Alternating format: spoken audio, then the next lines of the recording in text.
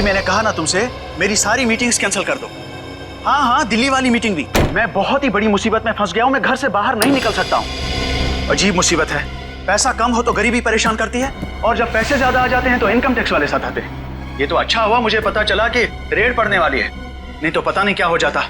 हाँ हाँ, कैसे भी करके सारा पैसा मुझे घर से बाहर लेके जाना है, और उसके बाद मैं शहर से कहीं दूर छुट्टियां मनाने चला जाऊंगा। ठीक है, मैं बाद में तुमसे बात करता हूं।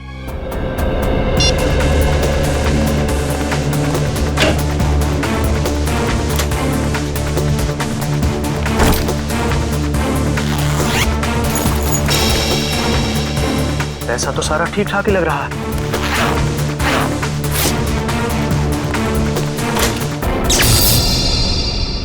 अरे, ये लाइट कैसे चली गई? ऐसे तो कभी जाती नहीं है लाइट।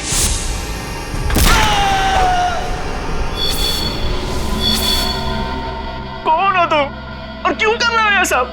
तुम तो एक लेखक हो ना, जानते ही होगे कि कोई किसी की जान क्यों लेता है। जान लेने की 3 ही वजह होती है, पैसा, प्यार और बदला। मुझे तुमसे बदला लेना है। कैसा बदला? मैं तो तुमको जानता तक नहीं। तुम मुझे नहीं जानते, मगर अंकुश को तो जानते ही होगे ना। अंकुश? अंकुश अनंत, वो मेरे दिल के बहुत करीब था।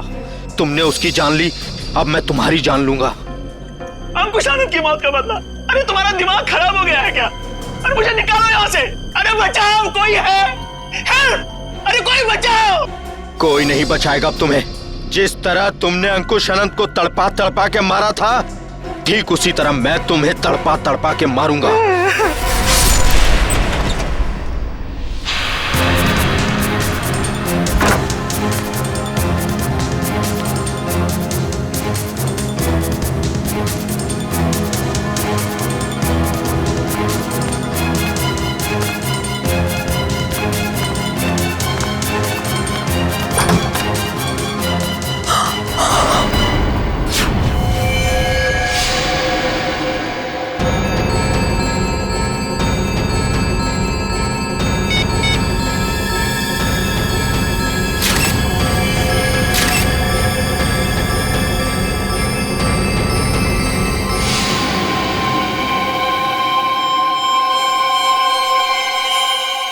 ये क्या है? चाकू।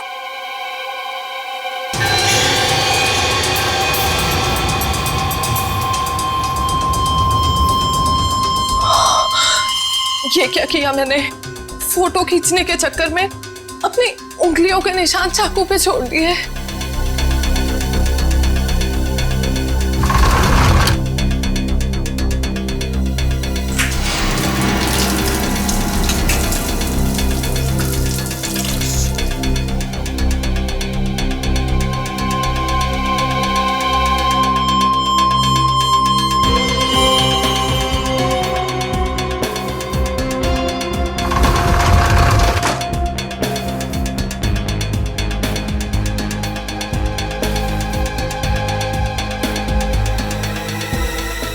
अभी बाहर के पब्लिक फोन से सीआईडी को फोन कर देती हूँ।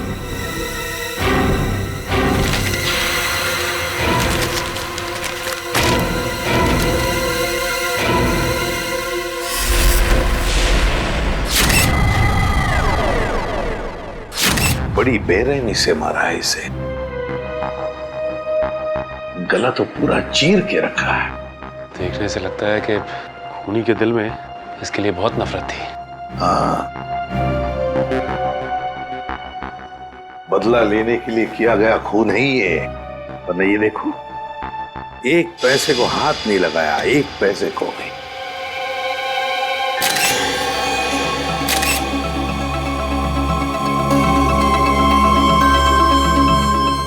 सर, हाँ सर ये देखिए, ये चाकू वहां बेड के पास पड़ा हुआ था।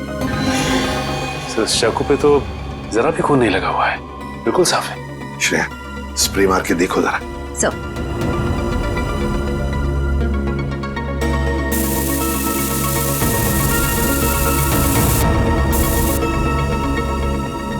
सर ये देखिए, इसका मतलब खून इस चाकू से ही किया गया है। रंग बदल गया, मतलब चाकू पर खून है। खून इसी चाकू से किया गया है। सर एक बात समझ में नहीं आ रही, खूनी ने चाकू को साफ करके यहीं क्यों छोड़ दिया? वो इसे अपने साथ भी तो ले जा सकता था। बिल्कुल, चाकू यहीं पर छोड़ के क्यों गया वो, और वो भी साफ करके? कोई ना कोई तो वजह जरूर है। सर, हाँ दगोड़िया जी का मैनेजर आ गया। आ गया? जी सर। ठीक है सचिन, बॉडी को फॉरेंसिक लैब भेजने का बंदोबस्त करो। अच्छा। इस मैनेजर से मिलता हूं।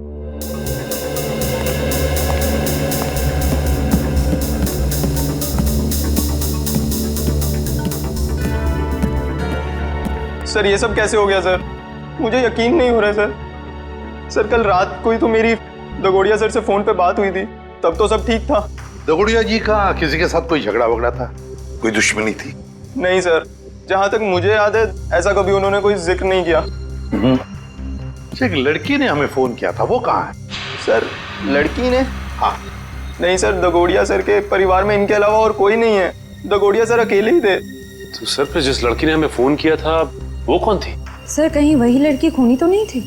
नहीं श्रेया, लड़की खूनी नहीं हो सकती। लाश को उठा के ऊपर लटकाना कोई आसान काम नहीं है, ये कोई लड़की नहीं कर सकती। सर एक और बात समझ में नहीं आ रही, लड़की हमें इन्फॉर्म करने के बाद कि खून हुआ है यहाँ पे, खुद कैसे गायब हो गई? डर गई होगी और शायद इसीलिए उसने लैंडलाइन से, मेरा मतलब है पीसीओ से, हमें फोन किया होगा।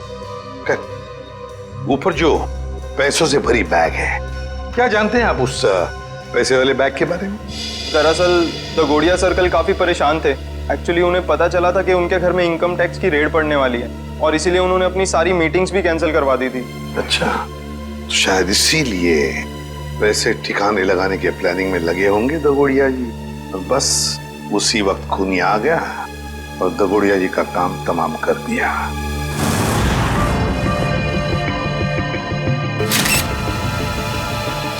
एक मिनट, ये देख रहे हो इसके गाल पर ये नीला नीला निशान? हाँ सर। तो देखो ये निशान दोनों तरफ, ये कोई जहर का चक्कर तो नहीं? हो सकता है सर, लेकिन वैभव ऐसा लगता है जैसे ये उंगलियों का निशान है। कहीं ऐसा तो नहीं कि खूनी ने इसका मुंह दबाने की कोशिश की हो? इसे देख के तो ऐसा ही लग रहा है सर। पर क्यों? कहीं ऐसा तो नहीं कि खूनी इसका मुंह खोलना चाहता हो सकता है। इसका मुंह देखना चाहिए खोल के।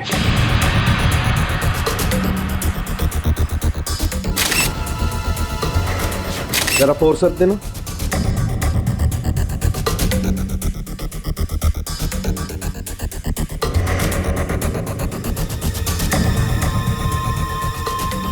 ये देखो, इसके मुंह में ये कागज का टुकड़ा, क्या हो सकता है ये?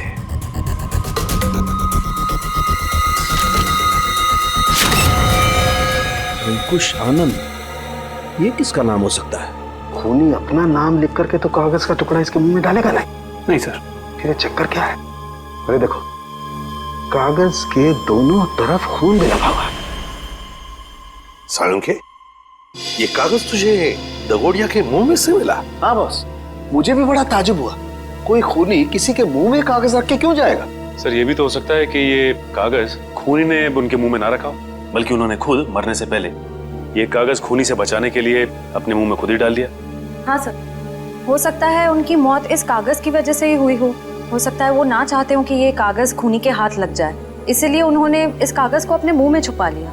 नहीं श्रेया, मुझे नहीं लगता कि कागज उन्होंने खुद अपने मुंह में छुपाया, बल्कि जिस तरीके के नीले निशान उनके गालों पर पड़े हुए थे, मुझे तो ये लगता है कि खूनी ने जबरदस्ती उनका मुंह खोला और बाद में ये कागज उनके मुंह में ठूस दी।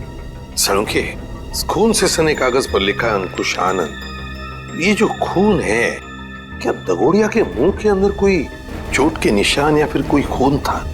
नहीं बस, लाश के मुंह में किसी किस्म का कोई जख्म या कोई चोट का निशान नहीं था।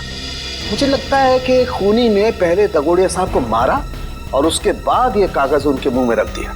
ये जो खून लगा है कागज पे, ये खूनी का है? नहीं सचिन, ये खून दगोड़िया साहब का है। मैंने चेक कर लिया बॉस। सर, इंटरनेट पे ये नाम सर्च किया मैंने, अंकुश आनंद। इस नाम के 2 लोग हैं सर, एक है चेन्नई में और दूसरा नासिक में। पता लगाओ इन दोनों के बारे में। इन दोनों में से एक का संबंध तो जरूर होगा, इस दगोड़िया के साथ जरूर होगा। हेलो, हाँ, कहाँ पे? ठीक है, हम लोग पहुंचते हैं। सर, एक और खून हो गया है, लेखक मुकेश कुमार का। लेखक मुकेश कुमार? मतलब एक और लेखक का खून? तो फिर जरूर इस मुकेश कुमार और दगोड़िया के खून में कोई ना कोई संबंध है, कोई ना कोई संबंध जरूर है।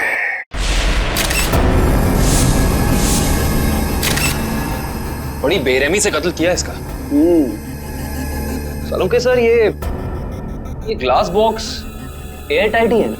हाँ काविन, किसी ने इस बेचारे को इस ग्लास बॉक्स में जबरदस्ती बंद कर दिया, और क्योंकि ये ग्लास बॉक्स एयर टाइट बंद है, इसलिए इस बेचारे को बिल्कुल हवा नहीं मिली, और ऑक्सीजन नहीं मिलने के कारण इस बेचारे का दम घुट गया और ये मर गया। हाँ सर, ये इसके हाथ पे लगे हुए जख्म और ये नाखूनों का निशान और इस पे लगा खून तो यही बताता है कि इन्होंने अपने आप को बचाने की बहुत कोशिश की। एक काम करते हैं, पहले इस लाश को बाहर निकालते हैं। Yes sir.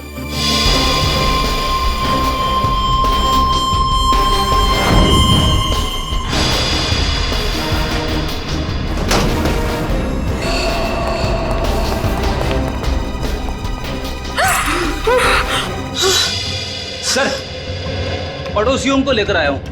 इन्होंने देखा है खूनी को अंदर आते हुए। इन लोगों को क्राइम सीन पे लाने की क्या जरूरत थी? वहां पे तो रोक सकते हैं ना। जी कहिए, क्या देखा आप लोगों ने? सर, मैं घर की बालकनी में अखबार पढ़ रहा था, तभी मैंने देखा कि एक आदमी ट्रॉली में इस बॉक्स को रखकर घर के अंदर जा रहा है। ये ग्लास बॉक्स लेके जब वो घर के अंदर जा रहा था तो उसने हाथ में ग्लव्स पहने थे? नहीं सर, ग्लव्स नहीं पहने थे। अच्छा, ये आदमी अकेला था या फिर इसके साथ कोई और भी था? वो अकेला था। तुमने उसका चेहरा देखा? स्केच बना सकते हो? नहीं सर, चेहरा तो याद नहीं। पर हाँ, उसका बायां कंधा बार बार हिल रहा था, जैसे कि कोई कपकपाहट हो रही हो।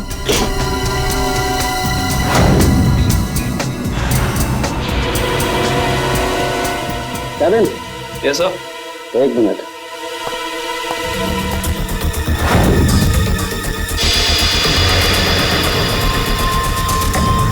ये देखो कैविन, इस लाश के मुंह में ही ये कागज का टुकड़ा। कहीं इस कागज के टुकड़े पे भी अंकुश आनंद का नाम तो नहीं लिखा? देखना पड़ेगा।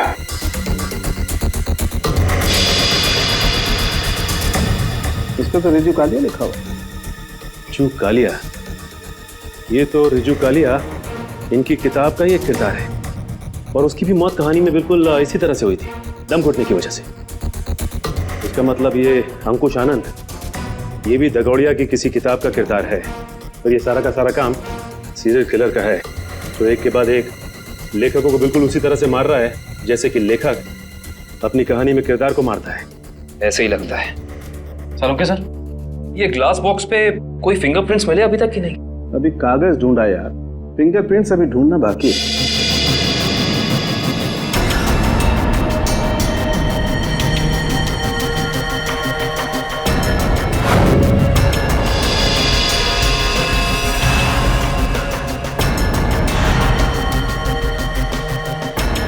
मैग्नीफाइंग ग्लास देना जरा।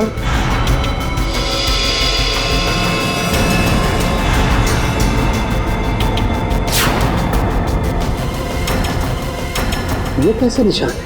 कैसे निशान मतलब? डैडी, मैंने अपनी पूरी जिंदगी में उंगलियों के निशानों पर अंग्रेजी के अक्षर छपे हुए नहीं देखे। उंगलियों के निशानों पे अंग्रेजी के अक्षर? हाँ काविन, दिखाता हूँ। जरा वो ग्लास दे। ये लीजिए।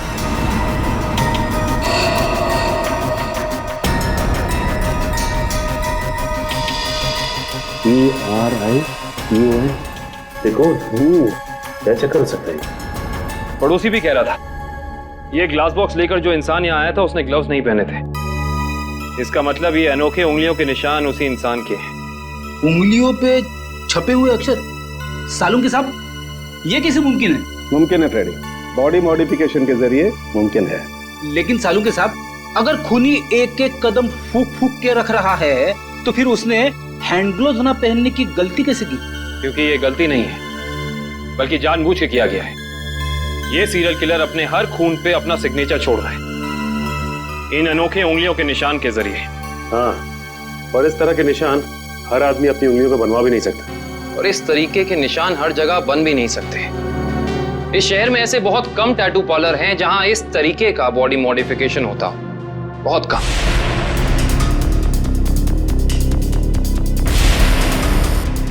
यस, ये बॉडी मॉडिफिकेशन आपने किया है? No sir. क्या आपने बनाया?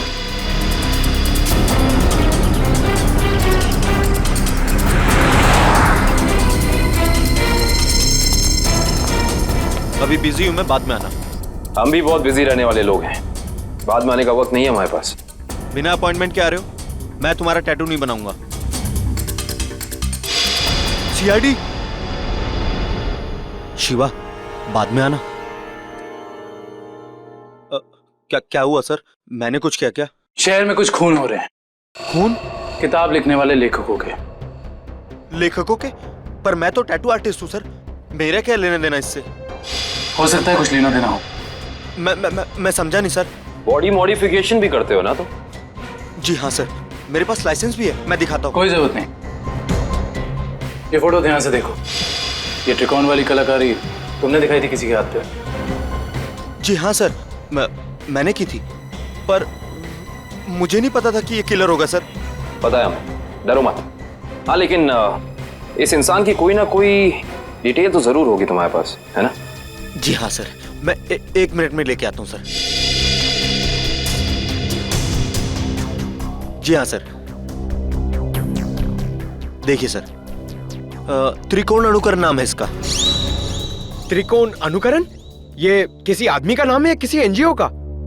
त्रिकोण मतलब ट्रायंगल और अनुकरण मतलब किसी की नकल करना। मतलब कोई ट्रायंगल बना के किसी की नकल कर रहा है? शायद त्रिकोण नाम का कोई पुराना सीरियल किलर रहा हो जिसकी नकल ये वाला खूनी कर रहा है। एक काम करते हैं, अपनी डेटाबेस में चेक करते हैं कि त्रिकोण नाम का कोई क्रिमिनल था क्या। हाँ निखिल, त्रिकोण नाम का सीरियल किलर कहाँ पे? कौन सी जेल में है? शांति नगर। ओके ठीक है, थैंक यू। तो एक त्रिकोण का पता तो चला है, तो ठीक उसी ढंग से लेखकों का खून करता था जैसे अभी हो रहा है, लेकिन वो पिछले 4 साल से जेल में है। मतलब या तो ये खूनी जेल से बाहर निकल के मार रहा है या फिर कोई त्रिकोण की नकल कर रहा है। अब जी, सारांश।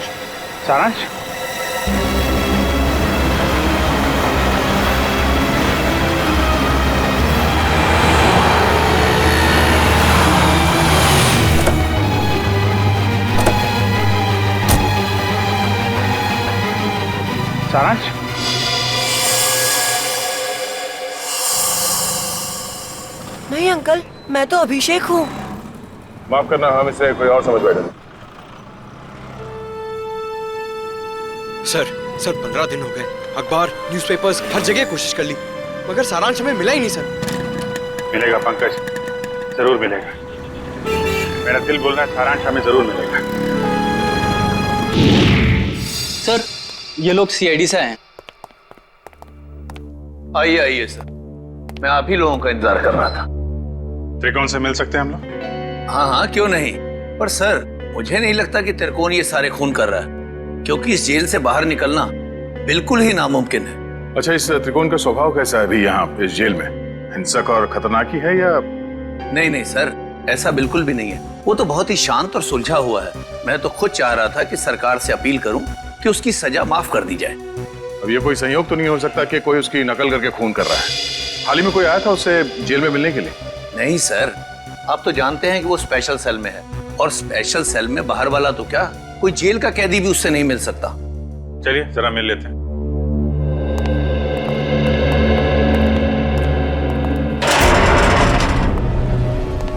त्रिकोण, देखो तुम्हारे लिए आज कितने खुशी का दिन है। इतने सालों के बाद तुमसे सीआईडी वाले मिलने आए। क्या बात है जेलर साहब, आज आपका कानून मुझ पे इतना मेहरबान क्यों है? मेहरबान नहीं हुआ, बस ये समझ लो कि तुमसे ये पूछने आए कि जेल में बैठे बैठे तुमने दोबारा खून करना कैसे शुरू कर दिया? कमाल है आप लोगों का भी। इतने सालों से मुझे इस जेल में कैद करके रखा है, लेकिन शक करने की आदत आप लोगों की गई नहीं। तो फिर कौन है वो जो बाहर लेखकों के खून कर रहा है, ठीक तुम्हारी तरीके से, और तुम्हारी तरीके से कंधे उचकाता है? कौन हो सकता है जो मेरी तरह खून कर रहा है? शायद तुम्हारा कोई परिवार वाला, कोई दोस्त या कोई रिश्तेदार। कोई नहीं है मेरा। बचपन अनाथालय में बीता है और जवानी जुर्म की सड़कों पर। तो तुम ये कहना चाहते हो कि तुम्हारे खून करने के तरीके के बारे में किसी और को मालूम नहीं है? किसी को नहीं। तुम्हें किसी पे शक है? देखो, जो कुछ मालूम है बता दो, शायद हम किसी की जिंदगी बचाने में कामयाब हो जाए। क्या आपकी मदद करने से मेरी सजा कम हो सकती है? वादा नहीं कर सकते, लेकिन अगर तुम्हारी मदद से हम उस नकलची खूनी को पकड़ लेंगे तो दरख्वास्त जरूर करेंगे सरकार से तुम्हारी सजा कम हो जाए। ठीक है, मुझे उम्मीद है कि आप अपने शब्द भविष्य में आगे जरूर याद रखेंगे। मुझे लगता है कि वो मेरे लेखन पढ़ के ठीक उसी तरह खून कर रहा है। तुम्हारा लेखन? हाँ, पढ़ते पढ़ते कभी याद ही नहीं रहा कि मुझे भी लेखन का शौक हो गया है और मैं लिखने लगा। हर रोज रात को सोने से पहले मैं अपने विचार उस डायरी में व्यक्त करने लगा। मतलब मारने का प्लान, मारने का तरीका, उसका नाम, सब कुछ तुम उस डायरी में लिखते थे? जी हाँ, मुझे लगता है कि वो डायरी उसके हाथ लग गई और वो मेरे विचारों से प्रभावित होकर ठीक उसी तरह जुर्म के रास्ते पर आगे बढ़ चुका है। कहाँ रखी, कहाँ थी तुमने वो डायरी? अनाथालय में छोड़ आया हूँ अपने अतीत के वो पन्नों को। जी, मैं सुरेश बोल रहा हूँ, जी के नगर अनाथालय से। वो जो आप बच्चों की किताबें भेजने वाले थे। ठीक है, मैं शाम को आके ले लूंगा। हाँ जी, नमस्ते। कहिए। सीआईडी? क्या बात है सर? जो बात हम आपसे कहना चाहते हैं उसका संबंध त्रिकोण से है। त्रिकोण? मुझे पता था कि एक न एक दिन त्रिकोण की वजह से यहाँ पुलिस या सीआईडी जरूर आएगी। क्या आप पहले से ही जानते थे कि त्रिकोण गुनाह के रास्ते पर चलने वाला था? नहीं, उसे तो यहाँ से निकले हुए जमाना हो गया। जब वो यहाँ आया था तब सिर्फ 12 साल का था। तो क्या वो बचपन से ही हिंसक स्वभाव का था? नहीं सर, हिंसक स्वभाव का तो नहीं था वो, लेकिन वो घंटों घंटों एकांत में बैठना पसंद करता था। किसी से ज्यादा बात भी नहीं करता था। मतलब वो अकेले बैठ के सिर्फ किताबें पढ़ता था? आपको कैसे पता सर? क्योंकि हम मिल चुके हैं उससे। फिलहाल वो जेल में है। ज्यादातर अपराधों की ही किताबें पढ़ा करता था वो। किताबों के पन्नों में डूबकर एक अलग ही दुनिया में चला जाता था। किताबों के किरदारों से बातें करने लगता था कि तुमने खाना खाया या नहीं। कभी कभी तो मैं डर जाता था कि इसका ये जुनून एक मानसिक बीमारी ना बन जाए। आपका डर बिल्कुल ठीक निकला। उसके इसी मानसिक बीमारी ने उसे मजबूर किया उन लेखकों को मारने पे जिनके उपन्यास वो पढ़ता था और जिनके लेखन से वो काफी प्रभावित था। और उन लेखकों को बिल्कुल वैसे मार रहा है जैसे उन्होंने उपन्यास में किरदारों की मौत लिखी है। मुझे इस बात से जरा भी हैरानी नहीं हो रही है, क्योंकि अगर उसका कोई पसंदीदा किरदार उपन्यास में मर जाता तो चीख चीख कर रोता, लेकिन अब तो जेल में है ना, तो आप लोग यहाँ क्यों? देखिए, लेखकों के फिर से खून हो रहे हैं, बिल्कुल उसी तरह से जैसे त्रिकोण करता था। मतलब त्रिकोण जेल से भागकर फिर से खून कर रहा है? नहीं, त्रिकोण तो अभी भी जेल में है। कोई और है जो त्रिकोण की तरह नकल करके लेखकों का खून कर रहा है। किसी पे शक है आपको? नहीं सर, मुझे किसी पे शक नहीं है। चलो ठीक है, मगर त्रिकोण यहाँ पर जिस कमरे में रहता था, क्या वो कमरा हम देख सकते हैं? सर, वो तो बहुत पुरानी जगह है, अब वहाँ कोई नहीं रहता है। फिर भी ठीक है सर, आइए।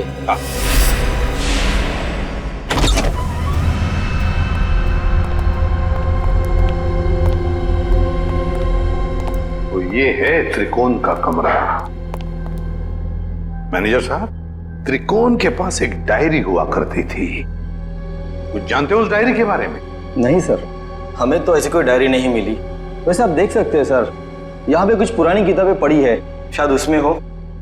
देखो फ्रेंड, किताबों को ऐसे क्यों रखा गया? संभाल के क्यों नहीं रखा? ऐसे तो दीमक खा जाएंगे इसे। माफ करना सर, दरअसल इस कमरे की तरफ मैंने ध्यान ही नहीं दिया।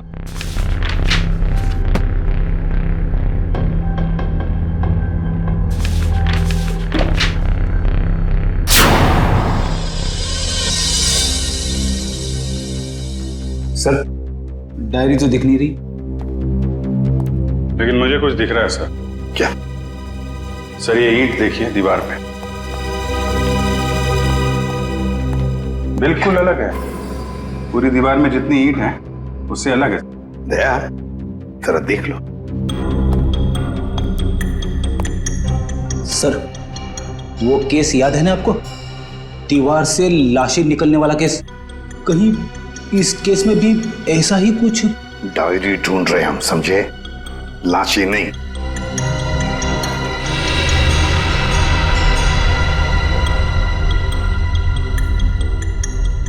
नहीं फ्रेडी, या लाश तो दूर, एक किताब भी नहीं रख सकते हैं। सर, देखिए, फाइल कार्ड है।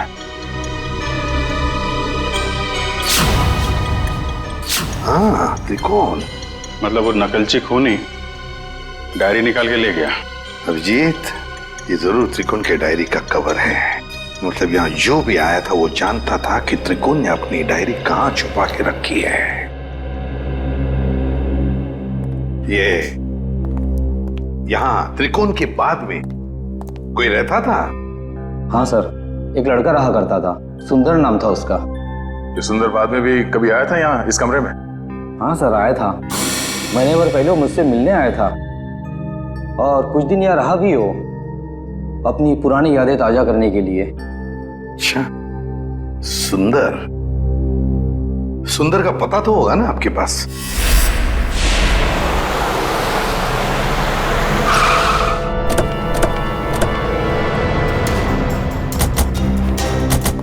वाह भाई वाह, कितना आलीशान घर बनाया सुंदर ने।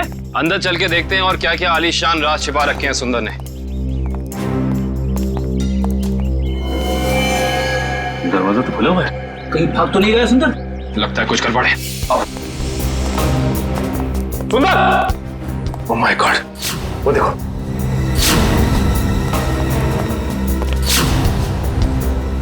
लगता है ये मर चुका है। गोली मारकर जान ली है इसकी, वो भी 3-3 गोलियां। खून भी गीला है, मतलब कातिल आसपास ही है, यहीं कहीं।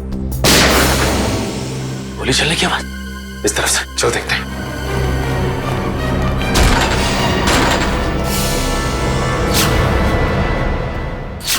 देखो से। सुंदर जी, हाथ ऊपर।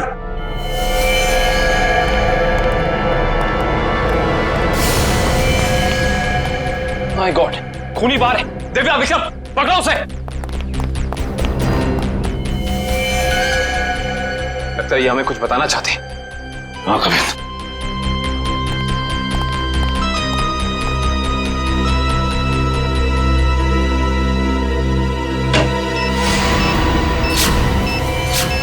यहाँ बॉम्ब है, सिर्फ 30 सेकंड बाकी है, निकलते हैं यहाँ से।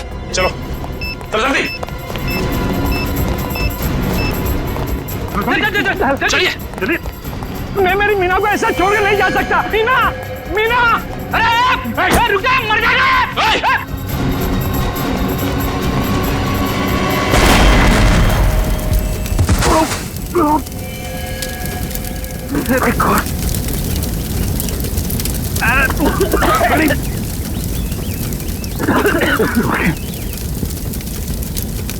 लगता है बीवी और नौकर के साथ साथ सुंदर जी भी मारे गए। सर, आप लोग ठीक तो हैं सर? हाँ, हम सब ठीक है। उस खूनी का क्या हुआ? सर, वो निकल गया। निकल गया? वाह, मतलब तुम लोग समझ पाने से पहले ही ब्लास्ट हो गया। वो आदमी तुम्हारे हाथ से निकला और ब्लास्ट पे मर गया। वाह। हाँ सर, वो सुंदर की पत्नी और नौकर को तो पहले ही मार चुका था। बस वो यही चाहता था कि सुंदर भी मर जाए और हम ये केस बंद करते हैं। सचिन, तुम्हारे कहने का मतलब है कि सुंदर असली सीरियल किलर नहीं है? नहीं सर, उस किलर को हमने भागते हुए देखा सर। हम लोग उसे पकड़ नहीं पाए। सर एक बात और, जब वो भाग रहा था तो अपने कंधे को बार बार झटक रहा था सर। असली किलर भागते हुए कंधे झटक रहा था। सुंदर असली किलर नहीं है। तो फिर ये असली त्रिकोण का अनुकरण करने वाला, उसकी कॉपी करने वाला त्रिकोण अनुकरण, ये जो भी कोई है जो हमें फंसाने की, गुमराह करने की कोशिश कर रहा है, इससे तो अब हम उसी की खुद के ही जाल में फंसा देंगे। हेलो, एक और खून?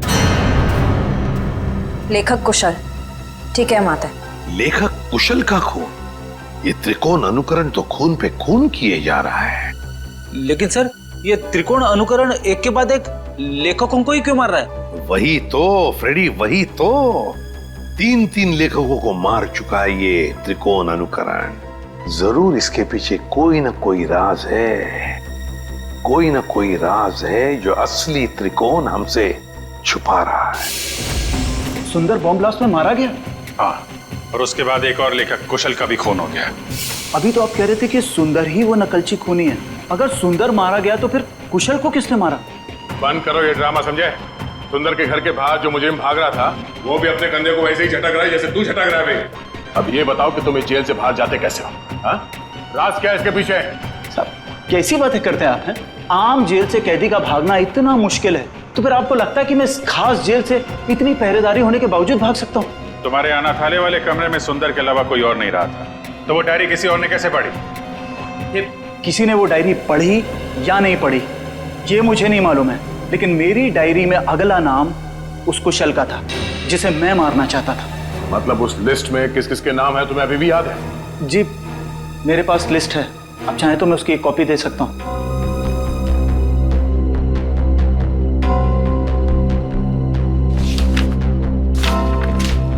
पहले देना चाहिए था, शायद कुशल की जान बच जाती। मुझे इस चीज की उम्मीद नहीं थी। आशा करता हूँ कि आगे किसी और की जान नहीं जाएगी।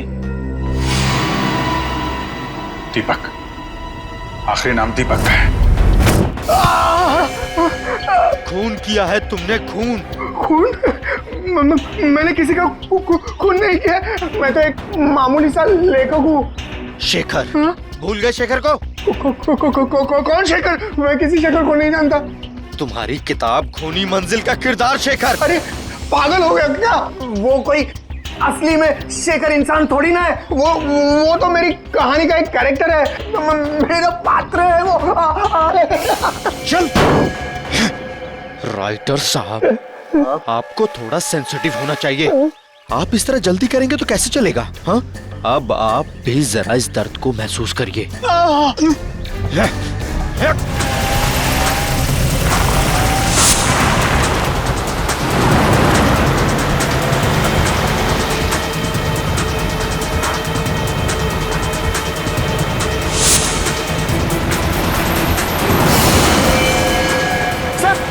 दीपक डाउन गाड़ी में।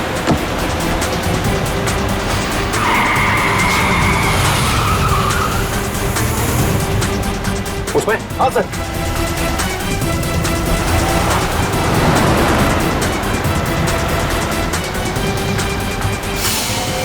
आज ये नकलची लंगूर हमारे हाथ से बचेंगे नहीं।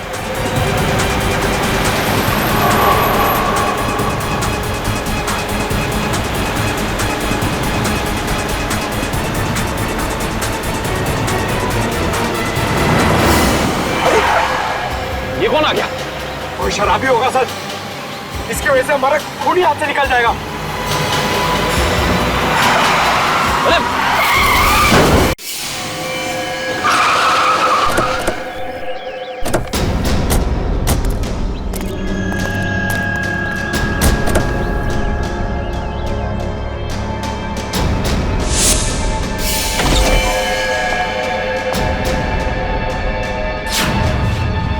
इनका तो बहुत खून भरा है।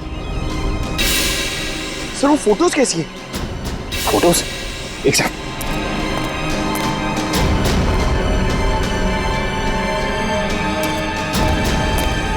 ये देखो, ये तस्वीरें केसी डगोडिया के क्राइम सीन की तस्वीरें इनके पास। ये फोटोज इसके पास कैसे आई सर?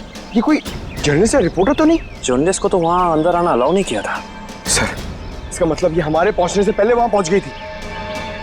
हो सकता है पंकज, कहीं ये वही लड़की तो नहीं जिसने हमें फोन करके बुलाया था? इसका होश में आना बहुत जरूरी है। दिव्या, पानी की छींटे डालो।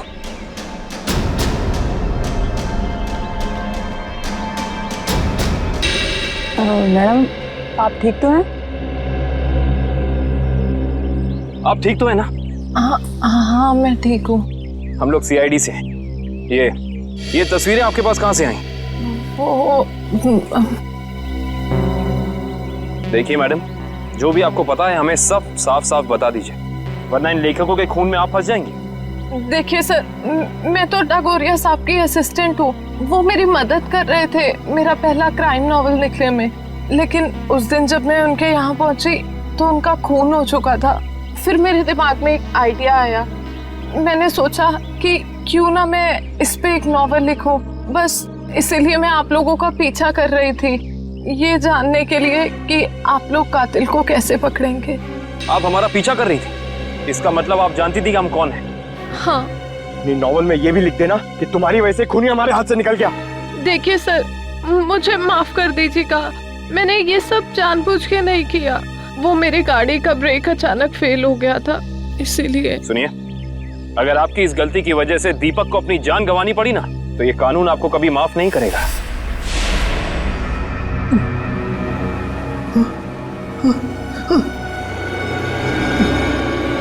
मुझे छोड़ दो प्लीज, प्लीज मुझे यहाँ से जाने दो। जाने ही तो दे रहा हूं तुझे। बहुत जल्द तू भी शेखर के पास पहुंच जाएगा। इसी तरह कुर्सी पर बांधकर मौत दी थी ना तूने उसे, अब तोहफे में तुझे भी यही मौत मिलेगी। बस थोड़ा सा इंतजार। इस मौत के उपन्यास का लेखक रचयिता भी आ रहा है तेरा साथ देने के लिए। त्रिकोण। सर जेलर साहब अंदर नहीं है। जरा बुलाओ उन्हें, हमें त्रिकोण से मिलना है। सर जेलर साहब तो त्रिकोण को लेकर हॉस्पिटल गए हैं, उसे अचानक से दिल का दौरा आया है। दिल का दौरा? कौन सा हॉस्पिटल ले गए? अरे आप लोग? त्रिकोण कहाँ है? आईसीयू में है। क्या बात हो गई? झूठ बोलता है वो हमसे। अब भी कुछ है जो हमसे छुपा रहा है। चलिए दिखाइए। आइए।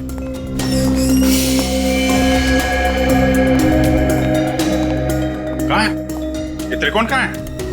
अभी तो यही था, कहाँ चला गया? सर कहीं वो हॉस्पिटल से भाग तो नहीं गया दीपक को मारने के लिए? भाग कैसे सकता है?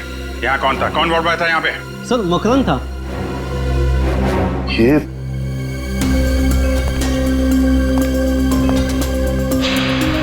जीत तो बेहोशी की दवाई है। अब जीतिए, देखो मकरंद का पैर नीचे गिरा पड़ा है। ये बेहोशी की दवाई कहीं मकरंद को कुछ हो तो नहीं गया? नहीं सर, अभी कुछ देर पहले ही देखा मैंने उसे, किसी मरीज को हॉस्पिटल के बाहर लेके जा रहा था वो। ये मकरंद अभी वापस आएगा? नहीं सर, उसकी ड्यूटी खत्म हो गई। इसमें कहाँ मिलेगा वो? सर दारू के ठेके पे। अच्छा, तो ये है मकरंद जी। हाँ सर, ये बार में बैठ के अपने दोस्तों के साथ शराब पी रहा था और अपने जुर्म के किस्से चटकारे लेकर सुना रहा था सर। तो हमने सोचा क्यों ना इसे ब्यूरो में ले चलें, इसकी अच्छी तरह से खातिरदारी करें। वाह वाह वाह सचिन, ये तुमने बहुत अच्छा काम कर दिया। क्यों मकरंद जी, अब हमें भी सुनाओगे ना अपने कारनामों की कहानियां? क्यों, बताओ।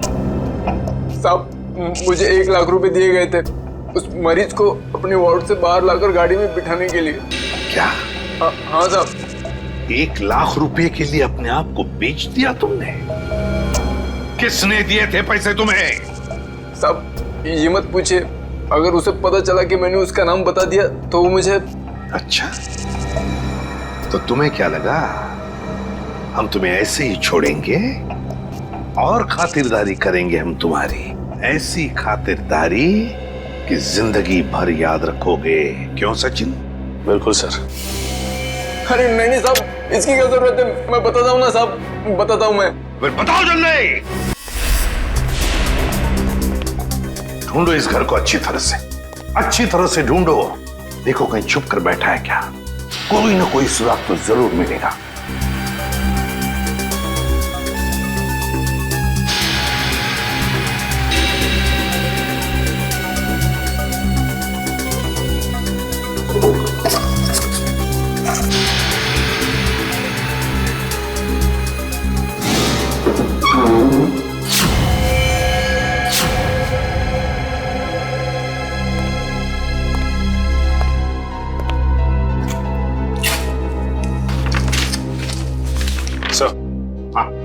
ये देखिए सर, ये कैबिनेट के पीछे कुछ रखा हुआ था।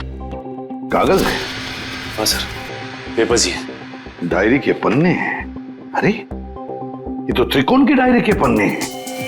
यही तो हम ढूंढ रहे थे उस अनाथ आश्रम में।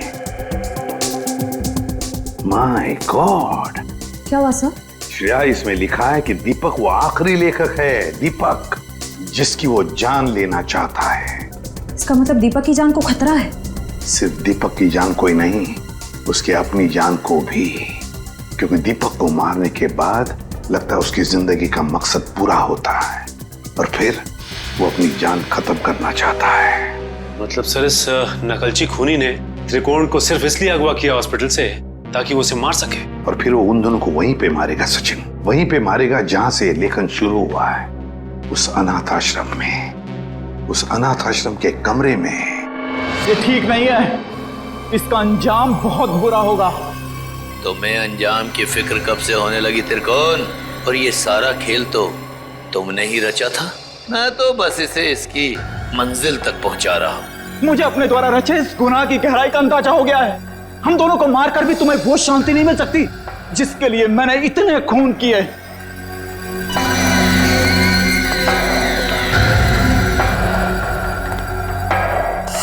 हाँ क्यों नहीं, पर मुझे नहीं लगता कि ये सारे खून त्रिकोण ही कर रहा है। बहुत देर हो चुकी है त्रिकोण। तेरे प्रवचन अब ना तो तेरी जान बचा सकते हैं और ना ही दीपक की। नहीं चला, तुम ऐसा नहीं कर सकते। अब तुझे मैं बिल्कुल वैसे ही मारूंगा जैसे त्रिकोण ने अपने उपन्यास में लिखा था। नहीं चला, तुम मुझे मत मारो, मुझे जाने दो। बस होगा तुम्हारा खेल। अब अगर कोई हरकत की ना तुमने तो तेरा वो हाल करेंगे तो सोच भी नहीं सकता। सीआईडी, तो आखिर मेरा भेद खुल ही गया। तो अब तुम लोग मुझे फांसी पर चढ़ाए बिना तो छोड़ोगे नहीं। तो क्यों ना मैं फांसी पर चढ़ने से पहले इन दोनों को मार के अपना मकसद पूरा कर लूं।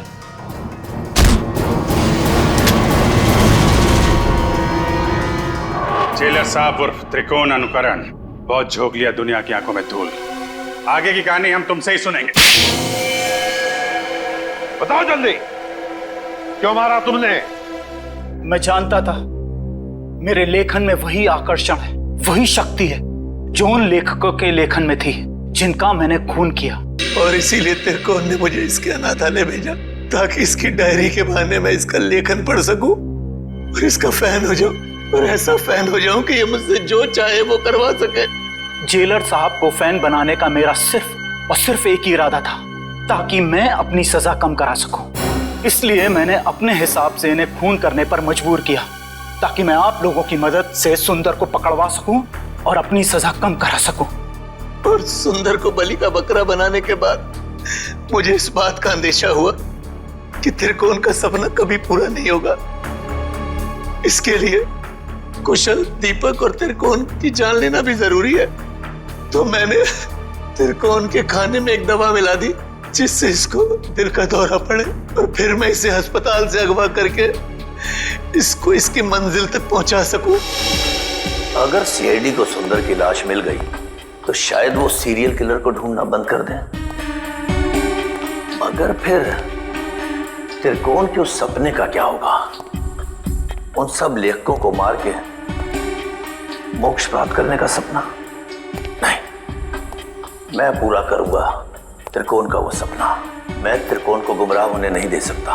उन सब लेखकों को मैं मारूंगा और फिर उसके बाद त्रिकोण को भी मैं जिंदगी की जंजीरों से मुक्त कर दूंगा, जैसा कि वो चाहता है।